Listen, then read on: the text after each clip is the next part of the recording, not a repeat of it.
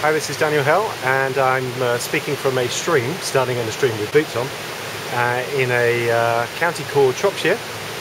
And I'm going to speak a little bit about a client who came to see me recently. And this client was really afraid of losing a member of their family. And they were so caught up in the fear of losing that person that they weren't enjoying, and this person was okay, they were well, they weren't enjoying life. And we did some NLP and some EFT on it, and it cleared some resistance to being able to be in the now and be present about it. But one of the things that you can do is just to get into the art of loving, and loving for the sake of loving. So that when you're loving, you're not being fearful. So being that there's the two paradoxes, you've got fear on one side and love on the other, and you've got all different range of emotions in between them.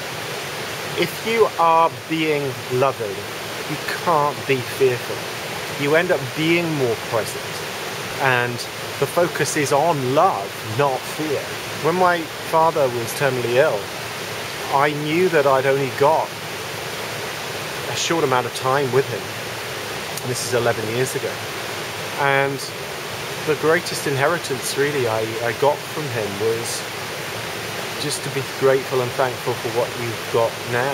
And that's what he did. And that 9 months was a blessing and a gift. And, you know, he could have just dropped down dead or died, or something could have happened at any time. And I got a chance to get to know him, and I got a chance to say goodbye. And like this client of mine, she might have 10 years, 20 years, 30 years, 40 years. So if you're afraid of losing somebody, to get out of that is to get into your heart, out of your head, and get into your heart, and just appreciate and love and enjoy and be grateful for what you have right now. You will cope when that person's gone. You might think you can't, but I've worked with hundreds of people who have been through all different types of grief and trauma, and it's amazing. Everybody does have the capacity to heal through feeling feelings. So you can grieve by yourself, you can have assistance through me or somebody else, and you will cope and you will find a way if you grieve in the right way. But now is not a time for grieving. Now is the time for loving. You grieve when someone's gone. You grieve when you've lost something that was important. But you'll only really know if something's important through loving and through really getting into the appreciation of actually having it. Truly loving. The heart will close down because it's afraid of being hurt. But that's not a way to lead life.